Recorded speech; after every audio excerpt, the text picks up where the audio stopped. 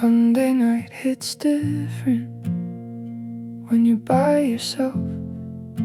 The week ahead is empty, and so is everything else. I've eaten the same dinner 3 Sundays running. I've watched the same kind of show. There's a specific Sunday ritual I've built for having nowhere particular to go. Not bad exactly, just heavy, the way the last day of the week sits on the chest with a particular gravity that Monday always tends to break.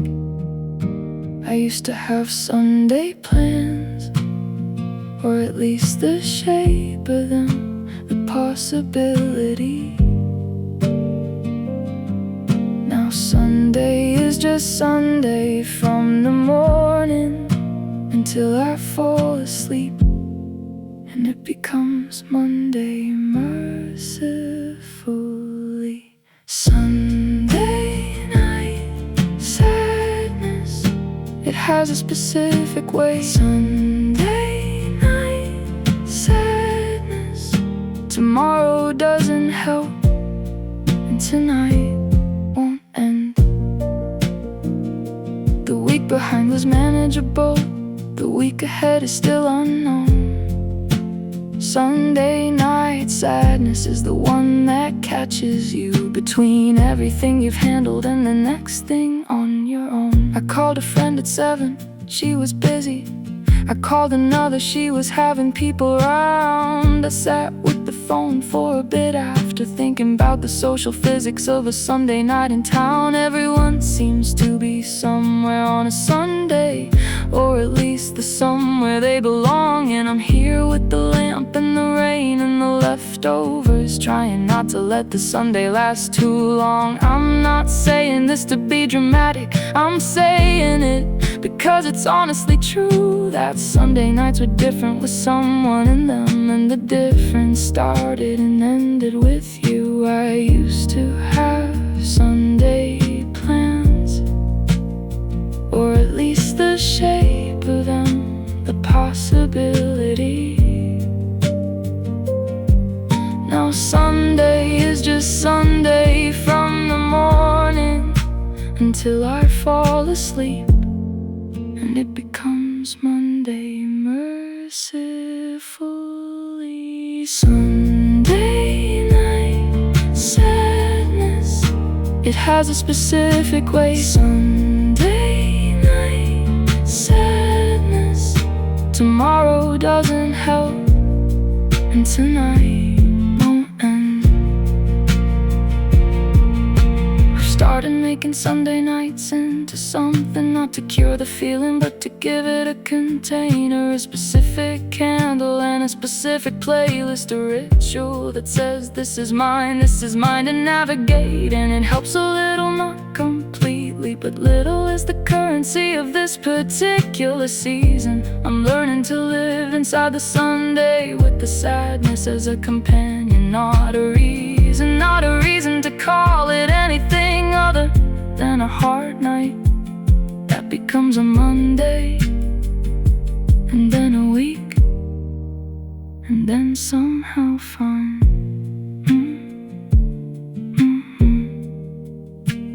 Won't end. Still Sunday, still heavy, still mine, still Sunday.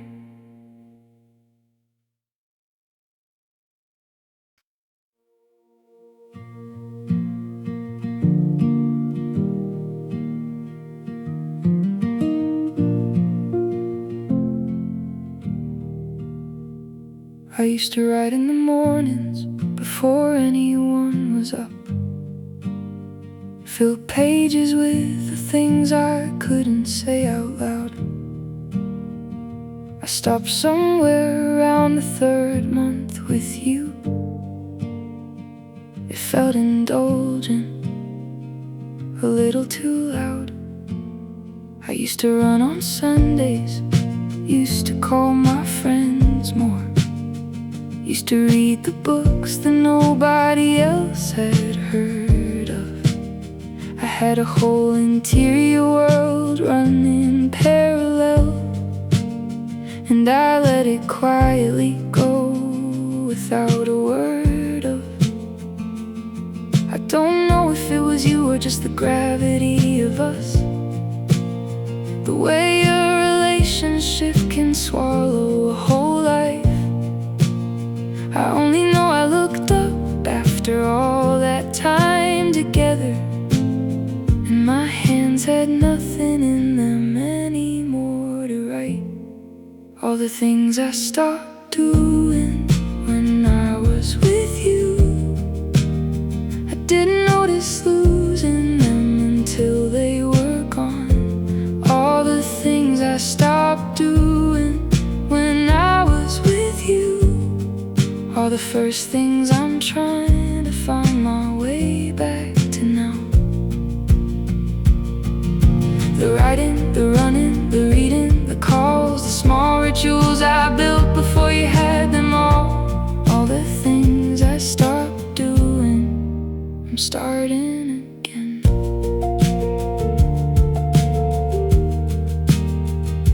I opened a notebook this morning, it smelled like before you, like who I was when all I had was time and no one waiting. I wrote 3 sentences and then I sat there crying, crying for the version of me I'd been vacating. It wasn't your fault, it was nobody's really.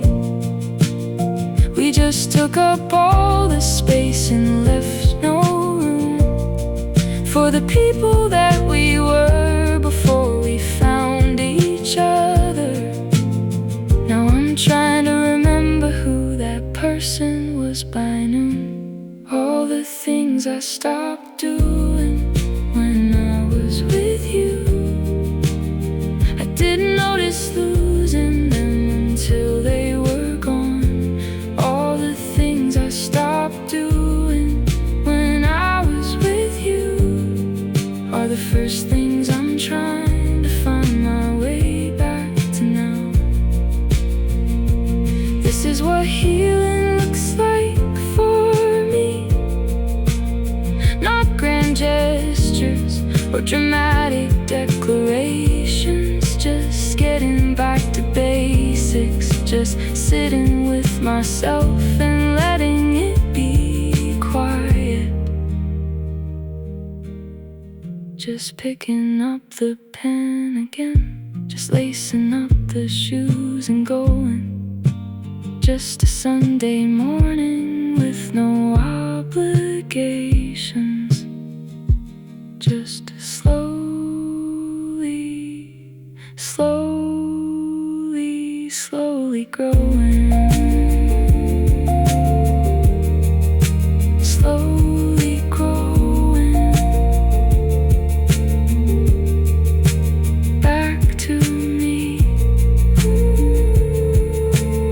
Slowly, slowly.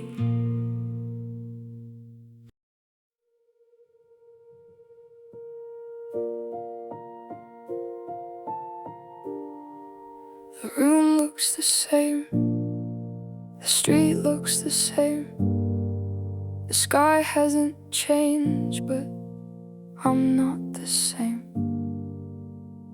I keep waiting for the world to register what happened here, to tilt a little, shift a little, to show some sign that the before and after are clear.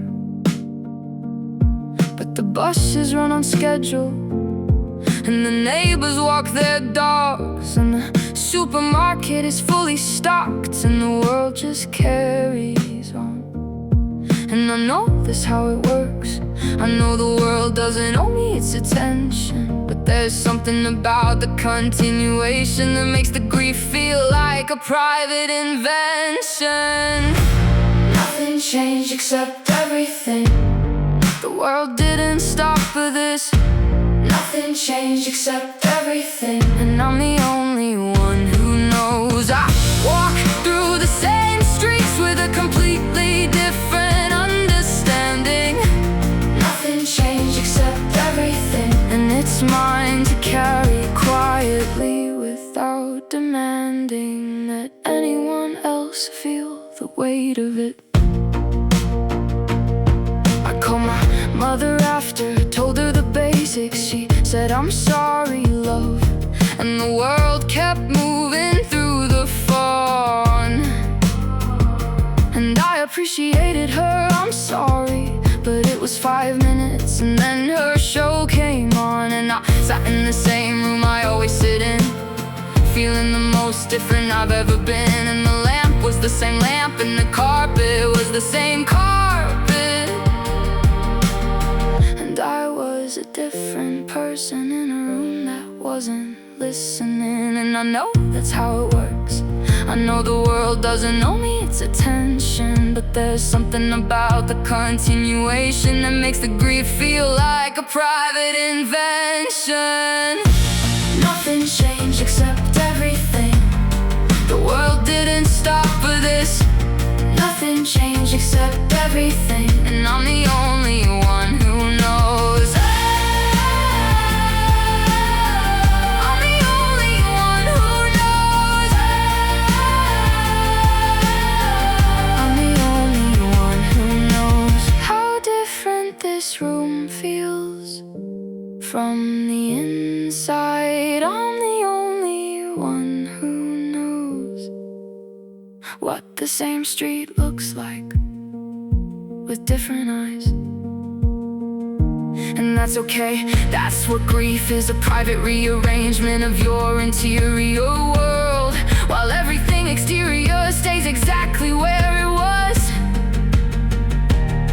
And you have to keep navigating it as it unfurls.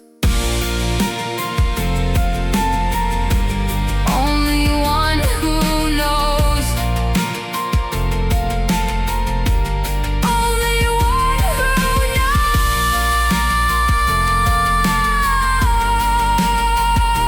The same room, a different world.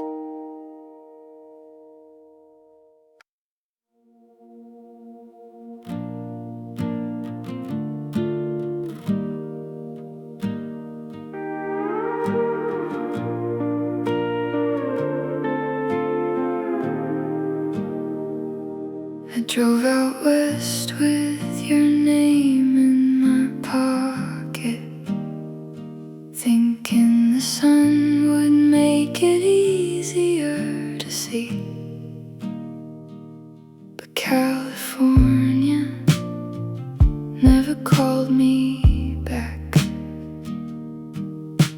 and neither did you eventually. Golden hills felt like a promise, the kind that sounds beautiful and doesn't hold. I sat beside the freeway, eating nothing, watching everything glitter and go cold. Maybe I was looking for a feeling, not a place, not a person, just a feeling. Maybe I was always going to end up here, somewhere warm and quietly reeling. California never called me back, neither did the love I thought I packed. All the sunsets and the movie light couldn't make a lonely night feel right. I came here for the version of myself that lives in softer, warmer, better light. But California never called me back,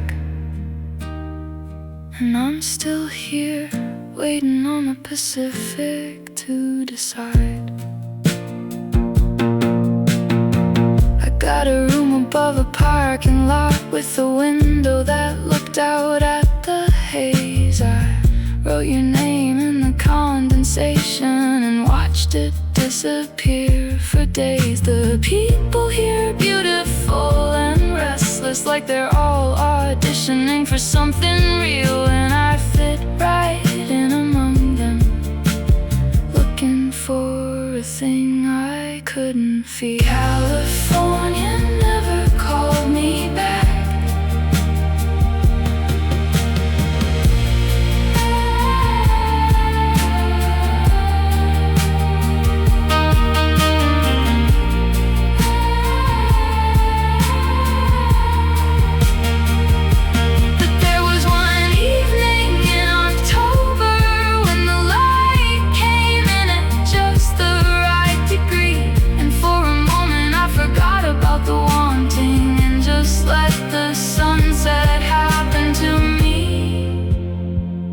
Maybe that's enough. Maybe that's what all of this was for. One October evening at the window, not waiting anymore. Not waiting, not wanting, just the light.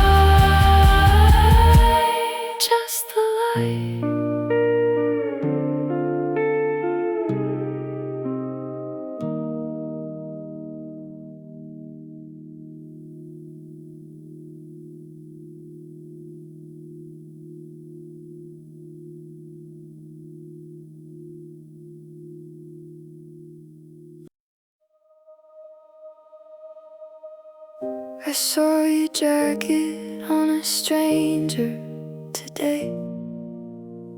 Same shade of brown, same kind of color.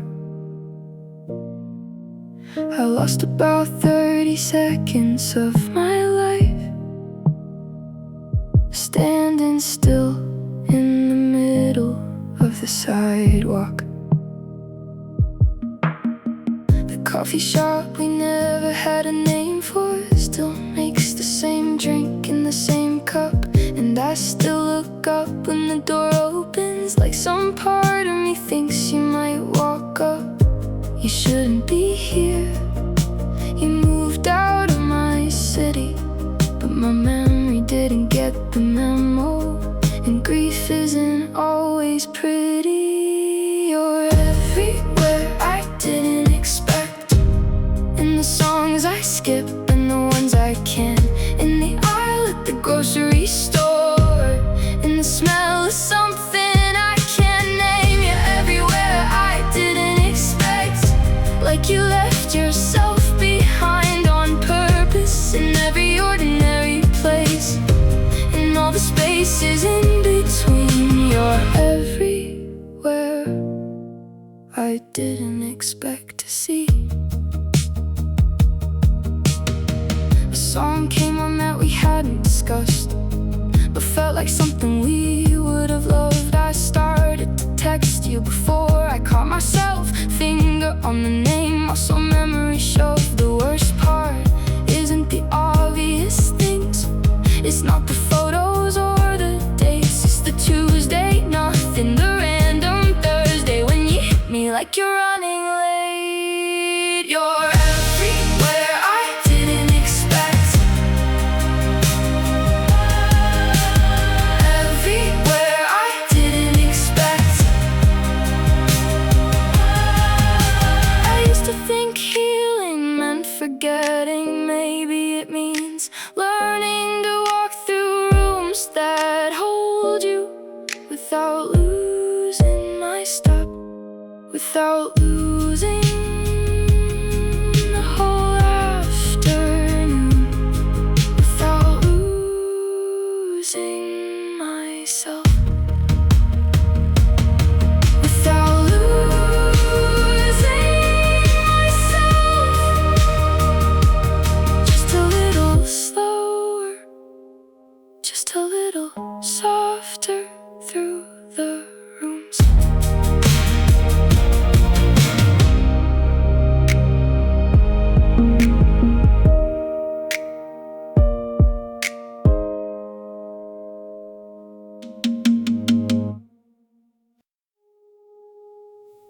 We did everything that couples do, we just never said the word. We had our restaurants and our references, our whole vocabulary that nobody else had heard. You held my hand in public, but you never said what this was. And I never pushed because I was afraid of the answer. So we lived in this beautiful, uncertain in-between, like a song that you can feel but doesn't know what genre it's after. And everyone around us had their theories, and we smiled like we knew something they didn't. And maybe we did, or maybe we were both avoiding the part where we'd have to admit what we were living. We were almost something, almost is the word. A whole relationship that happened and was never heard. We were almost something in the best possible way, until almost wasn't enough and we ran out of days. I don't know what to call this when people ask me. I wasn't your girlfriend, but I wasn't nothing either. We were almost something, and almost is the hardest thing to leave behind.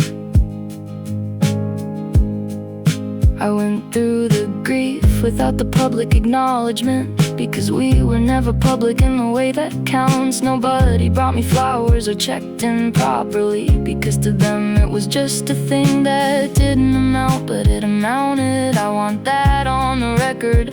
It was real whether or not it had a name. The almost love is just as hard to lose as the named kind. The unnamed hurt the same. We were almost something, almost is the word.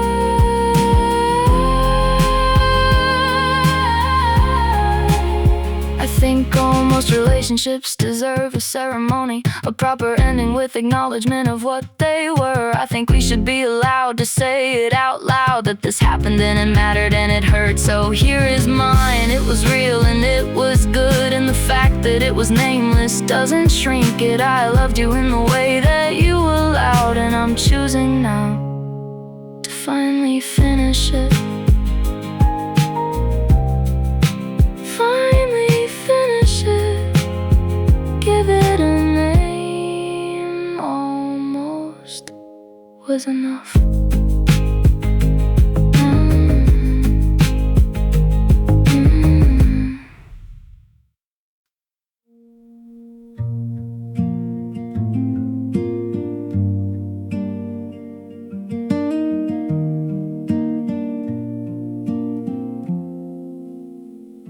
I owe myself an apology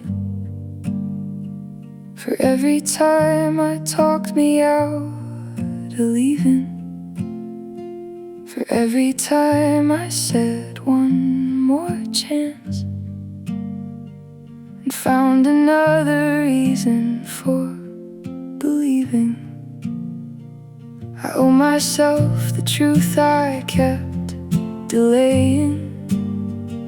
I owe me back those 3 years I spent not knowing that the cost of staying quiet was more than I knew how to represent. I forgive the version of me who didn't know better, but I also owe her more than she received. Sorry to the me I left behind. Sorry to the girl who stayed too long. Sorry I kept telling her it's fine when she was trying hard to tell me something's wrong. Sorry I made her small Sorry I made her doubt. Sorry to the me that didn't know that she was allowed to walk out. I talked myself out of my own instincts. I said I was being dramatic again. I trusted someone else's version of me over everything I knew from within. And I'm not angry at myself for it. You can only do what you could do at the time.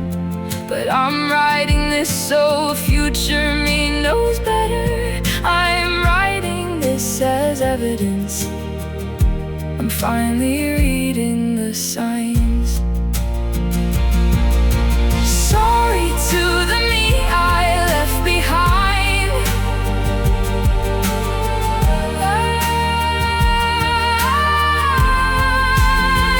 I am the only one who stayed through all of it, the one who still showed up when things were great, the one who made the coffee and the excuses and talked myself into another day. So maybe the apology doubles as a thank you. Thank you for not giving up on us, for carrying me through everything I put her through, for all the times I didn't make a fuss. I see you now. I see the cost. I'm sorry, and I love you for all the time that's been and lost.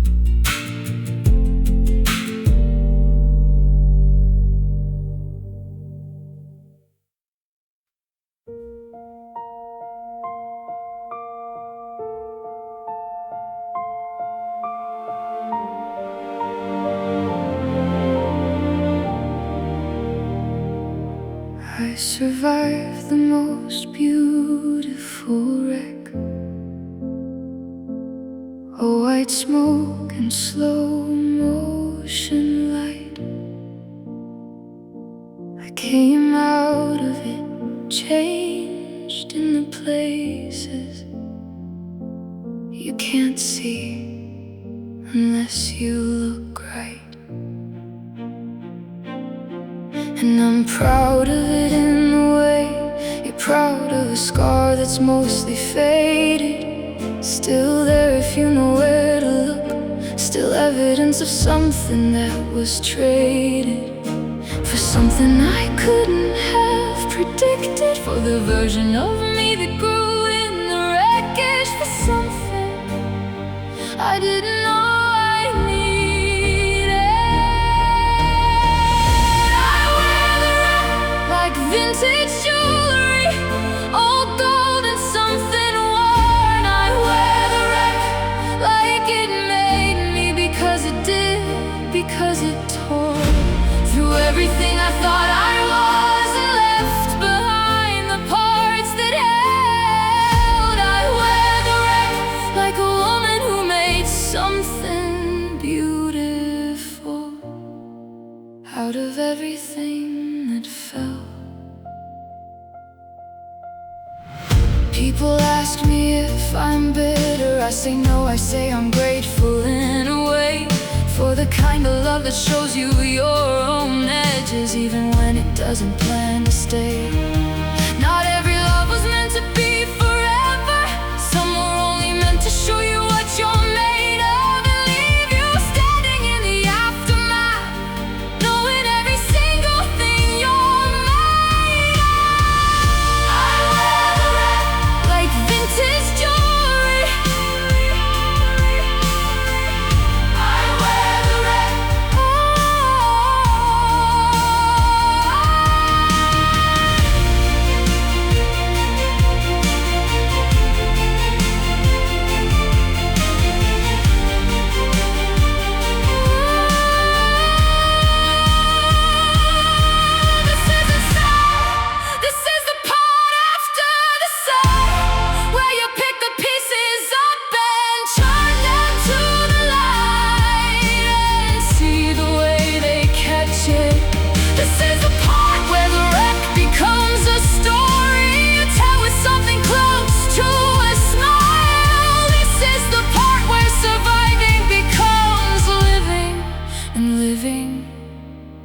becomes worth every while. Every while, every scar, every piece of old gold,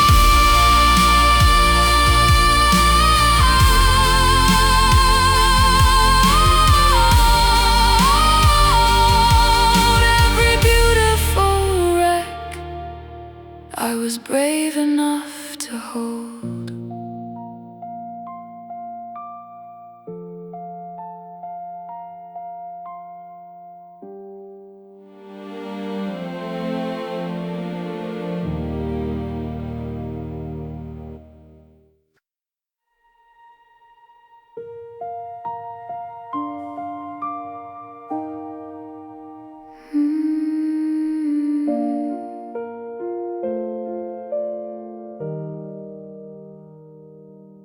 I survived the most beautiful wreck, all white smoke and slow motion light. I came out of it changed in the places you can't see unless you look right. And I'm proud of it in the way you're proud of a scar that's mostly faded, still there if you know where to look, still evidence of something that was traded for something I couldn't have predicted, for the version of me that grew in the wreckage, for something I didn't know I needed. I wear the wreck like vintage jewelry, old gold and something worn. I wear the wreck like it made me, because it did, because it tore through everything I thought I was, and left behind the parts that held. Like a woman who made something beautiful out of everything that fell.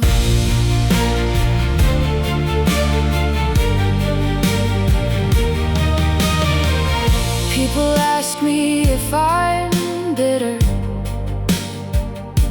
I say no, I say I'm grateful in a way, for the kind of love that shows you your own edges, even when it doesn't plan to stay. Not every love was meant to be forever. Some are only meant to show you what you're made of, and leave you standing in the aftermath, knowing every single thing you're made of. I wear the wreck like vintage jewelry.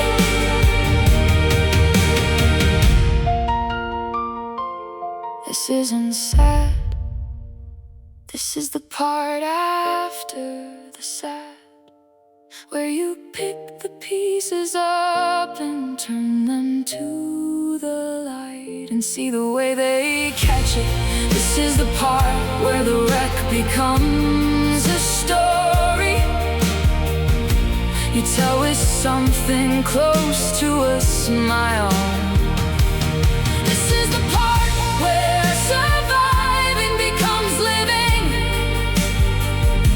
and living becomes worth every while. Every while, every scar, every piece of old gold, every beautiful wreck I was brave enough to hold.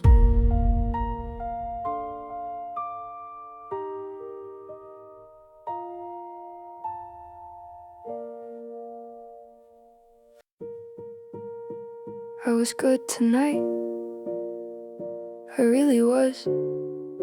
I laughed in all the right places, nodded and filled the silences and moved between the spaces.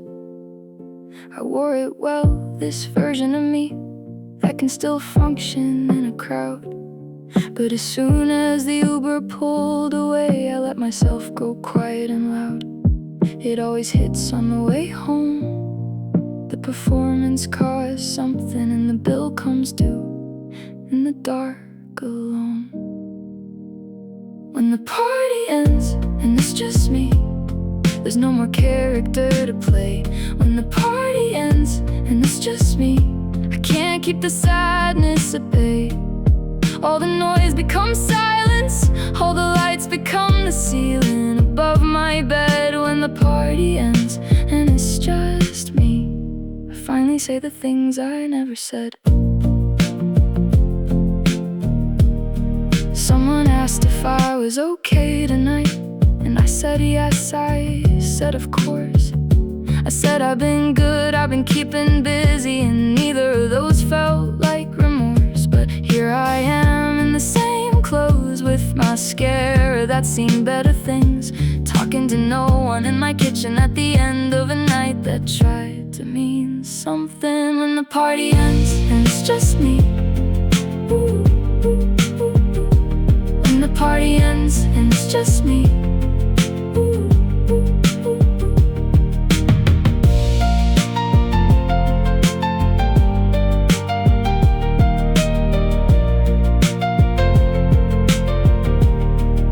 I wonder if everyone goes home to this. The quiet after the noise, the true face after the performance. The version that doesn't need to be anything, just tired and a little bit honest. Maybe it's not sadness, maybe it's just rest. Maybe this is what real feels like. Just me, just this, just here, just finally getting through the night. Just finally, just me, just this, quiet enough to breathe.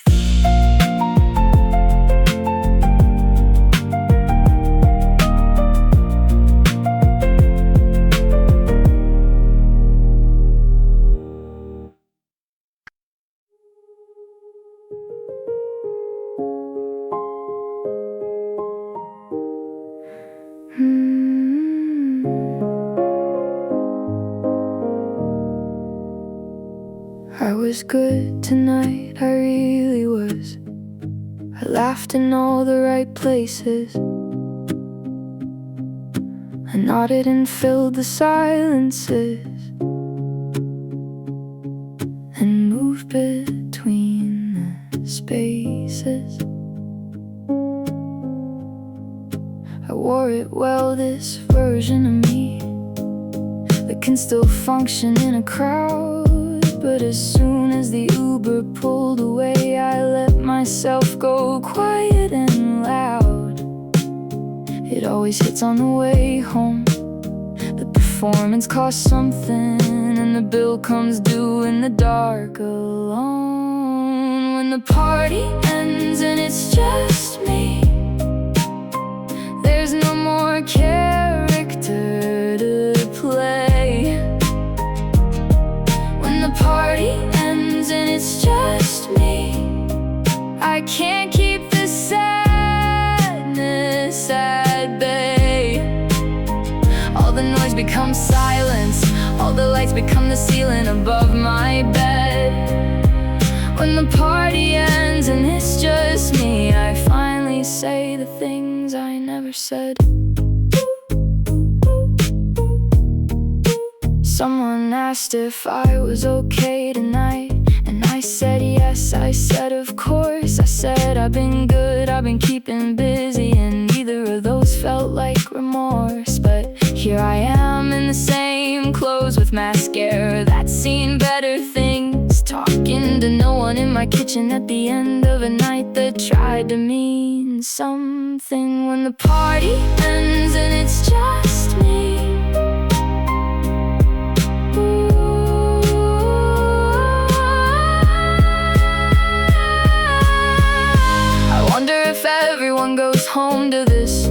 quiet after the noise, the true face after the performance, the version that doesn't need to be anything, just tired and a little bit honest. Maybe it's not sadness, maybe it's just rest. Maybe this is what real feels like. Just me, just this, just here, just finally getting through the night. Just me, just finally.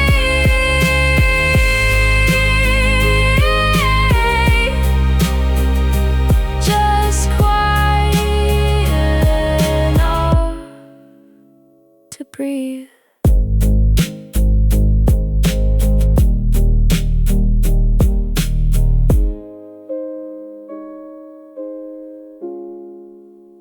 Just quiet enough to breathe.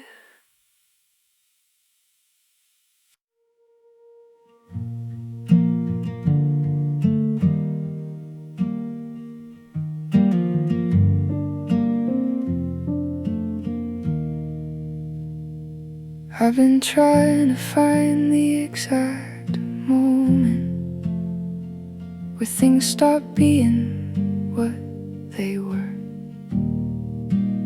Because it wasn't a fight, wasn't a revelation. It was more like a sentence losing its words. Year one was easy, year one was a decision. Year two was where the edges started to show.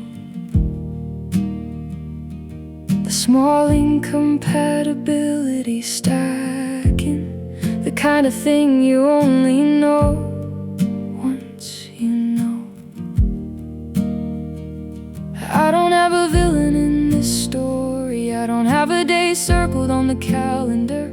I just have a collection of ordinary moments that I look back on now and understand were it. I lost the plot somewhere in year two, not with a bang, more of a gradual drift. I lost the plot somewhere in year two and kept showing up not knowing that I did. I was still using the same words for something that had quietly changed into something else. I lost the plot somewhere in year two and spent another year not telling myself. I've done the math on all the dinner conversations where we talked about anything but us. We got good at filling space with comfortable nothing. We confused peacefulness with a lack of fuss. I don't regret the time, I can't regret it, because I was doing my best with what I knew. But I wish I'd been honest with myself a little earlier. That lost feeling wasn't just a phase I was going through. I lost the plot somewhere in year two, not with a bang, more of a gradual drift. I think this is the part that's hardest to talk about, because it means no one was wrong, no one was cruel, just two people growing in different directions with a gap between them. No one knew how to close, and I think I knew. I just wasn't saying. Sometimes love is not enough to hold the shape. Sometimes you love someone and still have to let them go. And that kind of ending doesn't feel like an escape. It just feels like loss, a slow, quiet loss,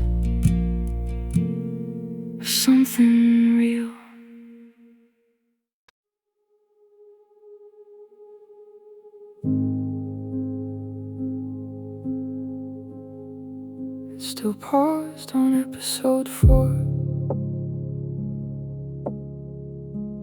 I can't watch it without you. Can't delete it either.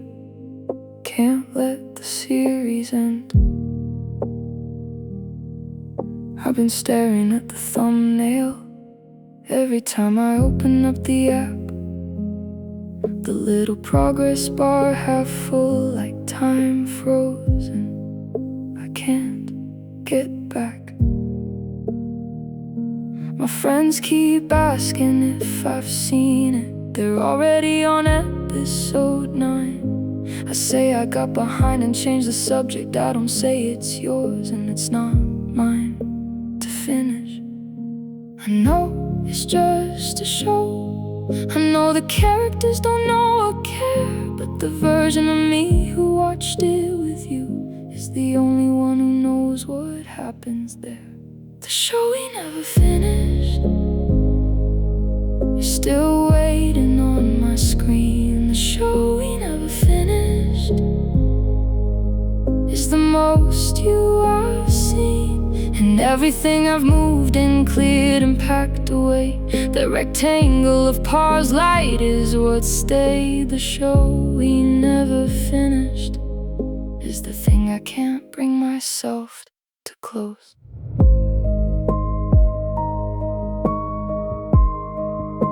I've thought about watching it alone, just to see how it ends. I've thought about asking someone else to sit with me through it, but I don't want anyone else's reaction to the parts we'd already guessed at. I don't want to share the plot points we talked about together.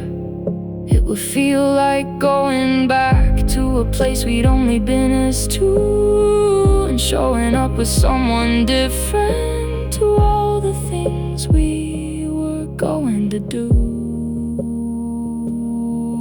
I know it's just a show. I know the characters don't know or care, but the version of me who watched it with you is the only one who knows what happens there. The show we never finished is still waiting on my screen. The show we never finished is the most you I've seen. Maybe one day I'll press play again, when the grief has a different shape, when the pause feels less like a promise and more like something I'm ready to break. Or maybe I'll let it sit there forever, a small digital monument to what we had. Not everything needs to be finished. Not everything ended as bad. Still paused. Still episode 4. Still waiting.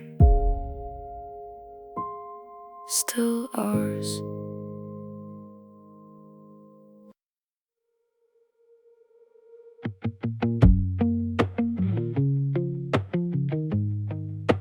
Think of something better to say every night around midnight. The perfect response, 2 months delayed. I have the whole thing mapped now. The time and the tone, the exact right line, the one that would have made you stop and listen, the one I couldn't find in real time, in the real conversation.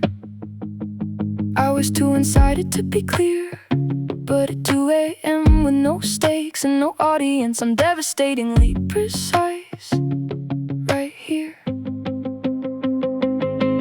And I know it doesn't matter now. I know the argument is done and gone, but the brain keeps running the simulation like it's trying to fix something that's already wrong. I win every argument at 2 a.m.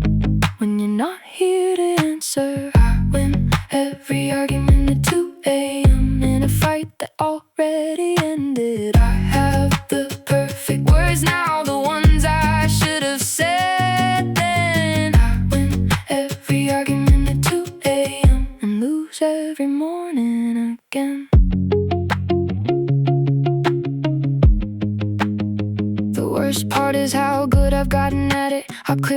can see the shape of things in retrospect. How the emotion in the moment made me inarticulate, and the distance makes me perfectly direct. I've thought about writing it all down, the argument as it should have gone, but writing it down would mean admitting the person I'm winning against is gone. There's no victory in a one-sided replay. There's no satisfaction in the unheard point. I win every argument at 2 a.m. and wake up with the loss still unanointed. And I know it doesn't matter now. I know the argument is done and gone, but the brain keeps running the simulation like it's trying to fix something that's already wrong. I win every argument at 2 a.m. when you're not here to answer. I win every argument at 2 a.m. in a fight that already ended. I think what I'm actually doing at 2 a.m. isn't winning, it's processing. The argument as a container for everything that didn't get said correctly. The brain replays the unsaid until it can file the feeling somewhere. And winning is just what I call it when the only jury is the dark in the chair. Already ended. I still win. I still lose. Already ended. Just me. Just 2 a.m. Just me.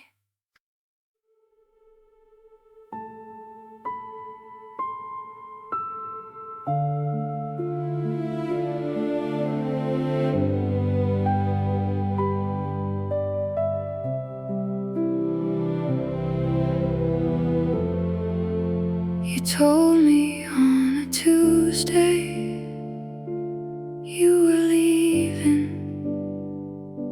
somewhere warm, somewhere you'd never been.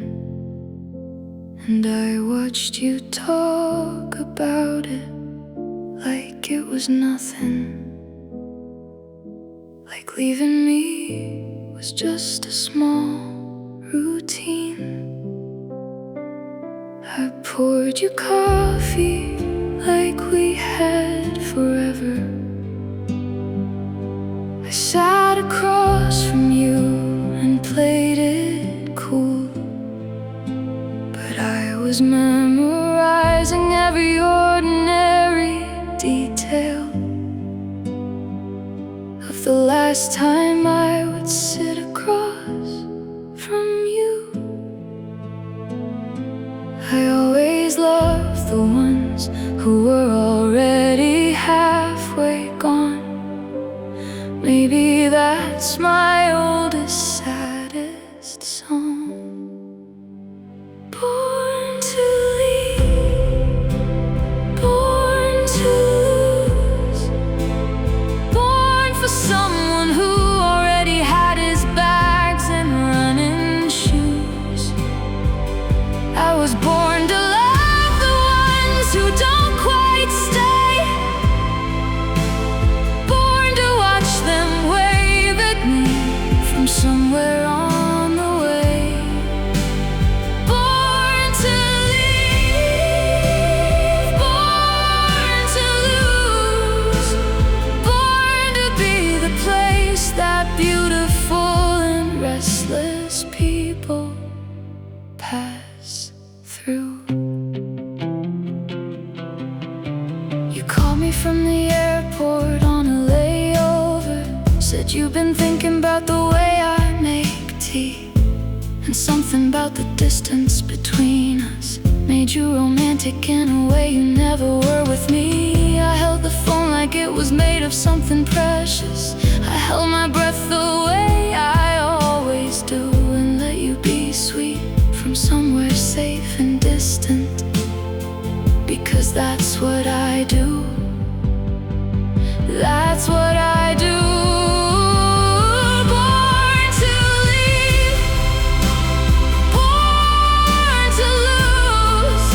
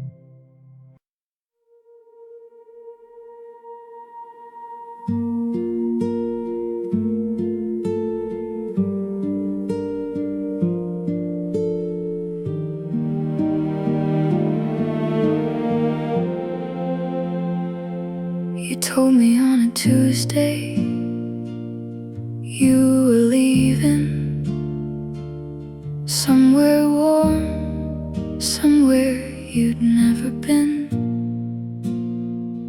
And I watched you talk about it like it was nothing, like leaving me was just a small routine. I poured you coffee like we had forever. I sat across from you and played it cool, but I was memorizing every ordinary detail of the last time I would sit across from you. I always loved the ones who were already halfway gone.